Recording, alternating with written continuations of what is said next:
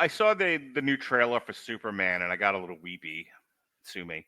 You are weird. Overly empathetic is the word you're looking for, dick. I'll stick with weird. So anyway, I've been beating on Alexis. Been beating on Alexis for a while now about her obsession, religious as it might be, with James Gunn. And the reason I beat up on Alexis, about the James Gunn thing is because you have to look at the Guardians of the Galaxy success in a, framed appropriately. He was under the guidance of Marvel, which was under the guidance of, I can't remember the guy's name, but it was the one guy that worked in corporate that's no longer there. And Kevin Feige was appropriately constrained and muzzled. So it was a whole other world. So then the next two movies come out, based on the one in a time. The second movie came out when everything was making $1 billion. And the third one was one of those few rays of light of the last 5 years. And it was rewarded by the fact that it was one of the few Marvel properties left that had any goodwill left. So how much of that is James Gunn and how much of that is right product, right time, right amount of collaboration and constraints? Like, to say it's all James Gunn without looking at the rest of his filmography and his other tendencies. And, oh, by the way, his fucking Suicide Squad movie, which also bombed. Now, again, looking at it with appropriate context, it was 2021. It was day and date on Max. It was dark out. There were wolves after him. It was August. I get all that. There were other movies that were also released during that time period that did better than the Suicide Squad. So Also again, if you want a comparison, Kong versus Godzilla made for that era at that time, day and date on Max, a fair shit ton of money. Didn't come even close to that. That was somewhere in the 400 or 500 millions, and the Suicide Squad didn't break 200 million. So stop handing me this shit that James Gunn, everything he touches turns to gold. He had one property. And people like Peacemaker, but as I tried to tell her when we talked about Snow White, TV is different than movies. A lot. The way things are presented, the way things are constructed, the way things are developed is a way different animal on television and an expectation on television than there is in theatrical exhibition. It's an apples to oranges comparison. So that's why I got so annoyed with her when she was like, oh, I want to compare whatever stupid show she was talking about that's on ABC, the Disney one, Once Upon a Time, I think it's called, to Snow White. And I was like, you can't compare the two of them. It's two different things, two different audiences. Same thing here with Peacemaker and Guardians of the Galaxy or this forthcoming Superman movie. That said, now that I've thrown out enough qualifiers to sink a fucking ship, I was a little worried about Superman when I first saw the teaser for it. I was one of those people that thinks this is like a fucking turducken. It's got way too many goddamn characters in it. It might still wind up being that way, but the trailer work has been pretty good. This second trailer is the only reason why I went on this tangent. The second trailer that I saw before the Minecraft movie has an extended opening sequence of Superman being healed from the sun and the robots and crypto and all that, and I actually was amused by that.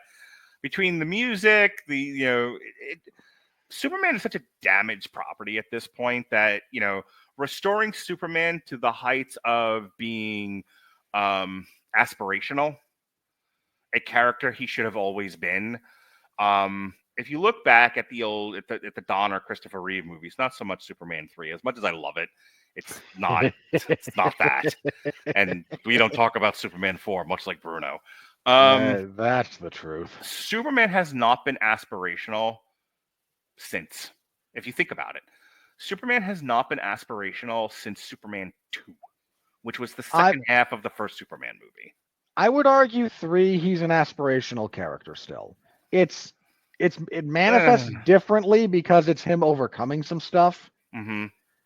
But there's a reason everyone still loves the fight between Clark Kent and Superman in the junkyard, because that's still the core of Superman. I think Superman 3 lacks, as an ardent Superman 3 defender, I think Superman 3 lacks the gravitas that Superman 1 and 2 have.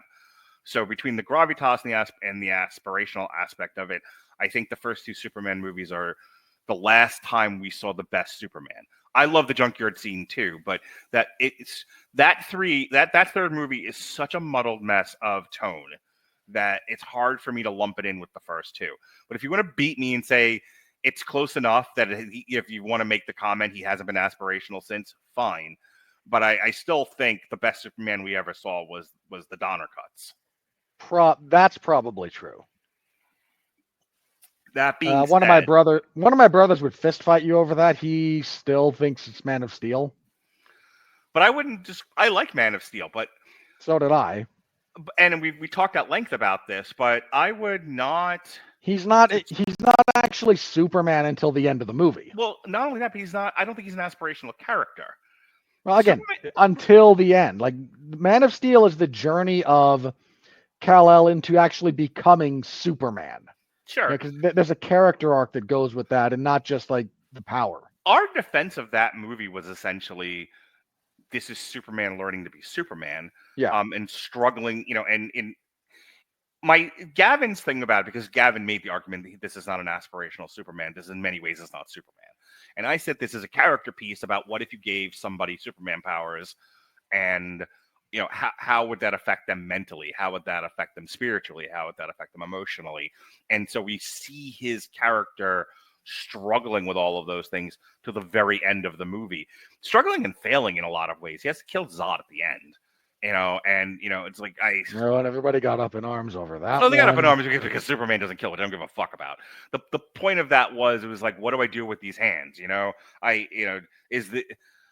did what I thought was right in the moment, and I feel horrible about it. What am I supposed to do with this as a person? Which I think is an interesting concept to examine, except no one's fucking mature enough to have dealt with that. So you have me and you in the minority with Man of Steel. Yeah.